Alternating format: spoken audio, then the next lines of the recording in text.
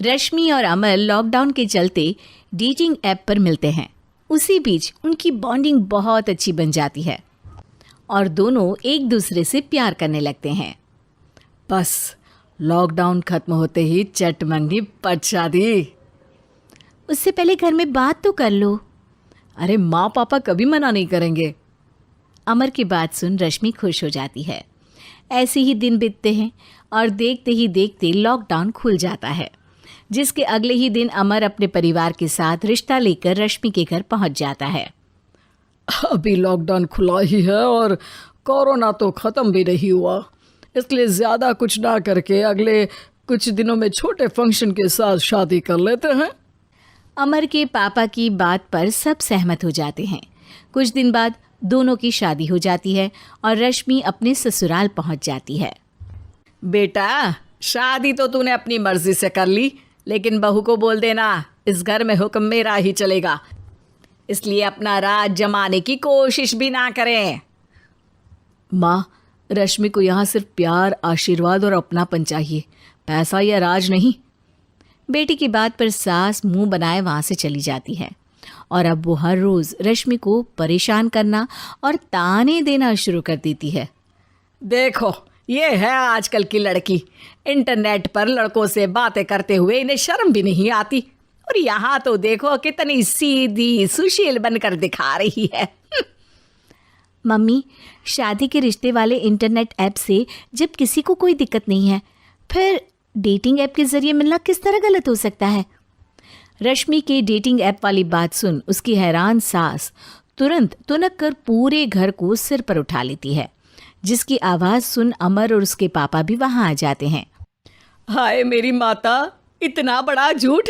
Dating app को internet के जरिए मिली है बोलकर इस कलमुही को मेरे सर ला बिठा दिया। अरे नास पिटी, तुझे जरा भी शर्म नहीं आई? वहाँ न जाने कितने लड़कों से गुलू गुलू करके तुझे मेरा ही लड़का मिला था फंसाने के लिए। माँ, मुझे तो समझ नहीं आ रहा क्या बोले जा रही हो।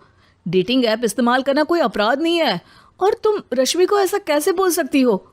मैं भी तो था उस ऐप पर। पहले उसके लिए माँ से झूठ बोला और अब लड़ाई कर रहा है। सास और अमर की बात सुनकर रश्मि हैरान खड़ी रहती है। अमर, तुमने घर में झूठ क्यों बोला? ये सब देख रही हो ना, इसी की वजह से झूठ बोलना पड़ा। एक तरफ अमर और रश्मि की ये बात चल रही होती है, वहीं दूसरी तरफ सास का नॉन स्टॉप क्लेश सबको परेशान कर देता है। सब एकदम चुप, जो हुआ सो हुआ, अब मुझे कुछ ना सुनाई दे।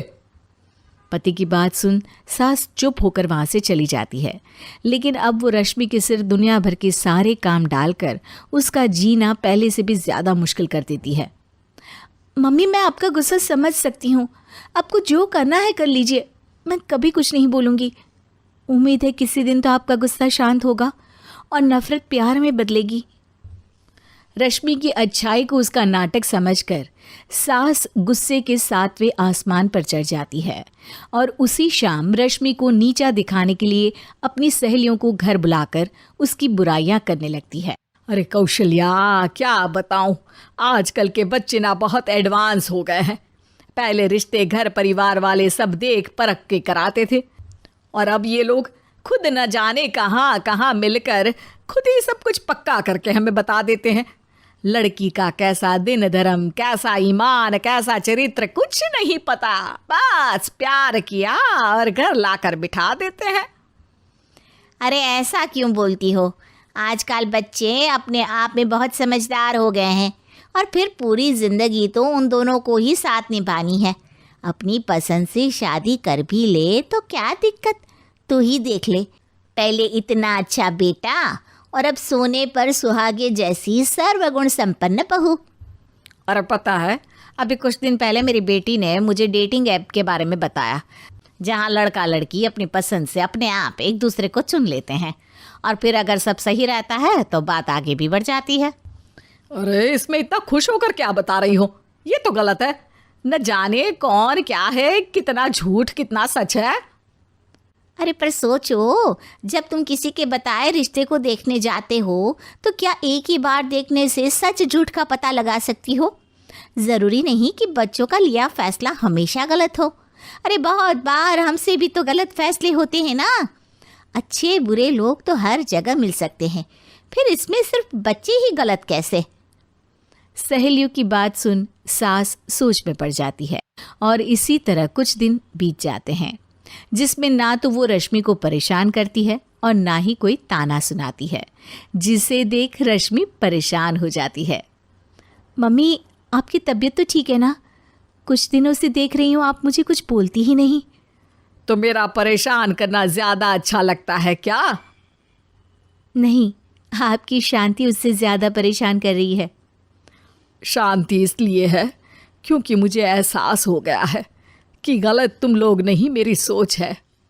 प्यार तो एक सुंदर एहसास और शादी खूबसूरत साथ है। अगर ये साथ सच्चा है तो कहीं पर भी किसी भी तरह जुड़ा हो उससे कोई फर्क नहीं पड़ता। आप कौन है? इतनी अच्छी बातें मेरी पत्नी तो नहीं बोल सकती। क्या आप भी?